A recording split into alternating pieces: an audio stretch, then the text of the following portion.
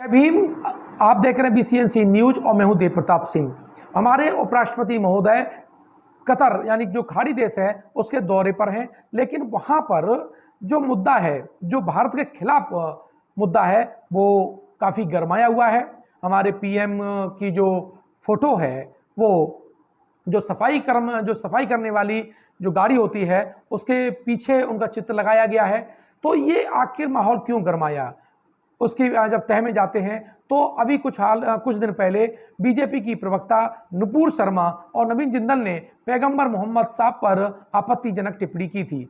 इसकी तरफ से खाड़ी देशों ने और OIC जो इस्लामिक कंट्री का महत्वपूर्ण संगठन है उसने कड़ी आपत्ति दर्ज की है।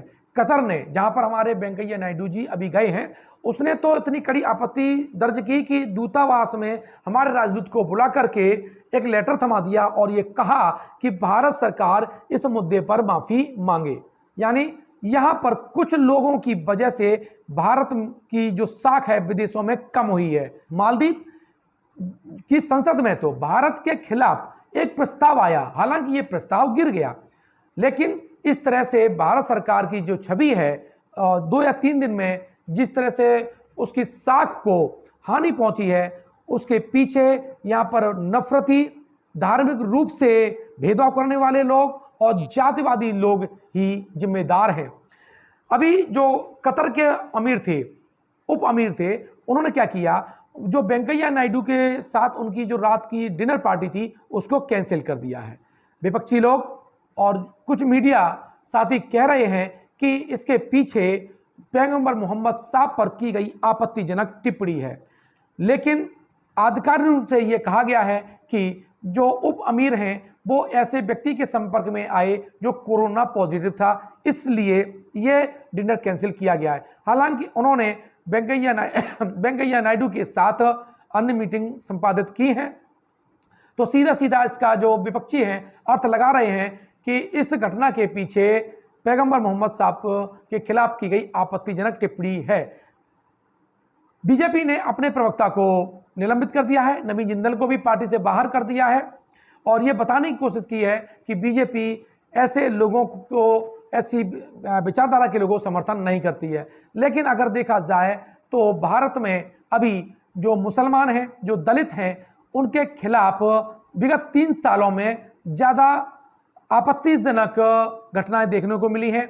उन पर हमले हुए हैं, उनके खिलाफ ज़्यादा घटनाएं हुई हैं।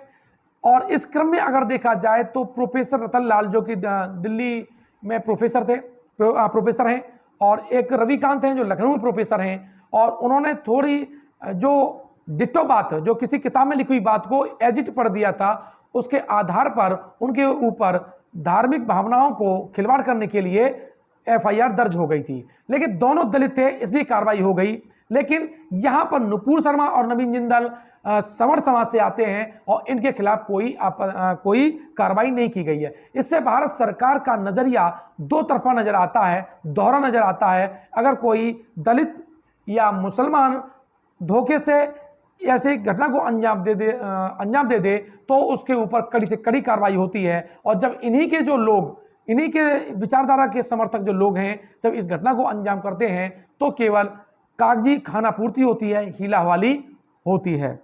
निश्चित रूप से इस बात को हमें सम्राट अशोक से समझना चाहिए, जिन्होंने अब अपने अभिलेखों में कहा कि मेरे साम्राज्य में सभी समुदाय के लोग शांति के साथ रहें। वो जानते थे कि जब शांति रहेगी तब देश विकास करेगा, जब देश विकास करेगा तो विदेशी मुद्रा देश के अंदर आएगी और लोगों में खुशहाली आएगी। इसीलिए जो भारत था, सम्राट अशोक के समय प्रबुद्ध भारत था, और आज वर्तमान में जिस तरह से नफरती जातीय धर्म के लोग, जाति मानसिकता के लोग हमला कर रहे हैं, सामाजिक ताना बाना खराब करने की कोशिश कर रहे हैं, निश्चित रूप से भारतीय अर्थव्यवस्था को इससे चोट पहुंचेगी, विदेशी संबंध प्रभावित होंगे। आपको ये वीडियो कैसा लगा हमें कमेंट बॉक्स में लिखिए। आप हमारे वीडियो पर पहली बार आए हैं तो हमारे वीडियो को लाइक कीजिए, सब्सक्राइब कीजिएगा चैनल को, ताकि हमारे हर एक वीडियो का नोटिफिकेशन आप तक पहुंचता रहे। धन्यवाद।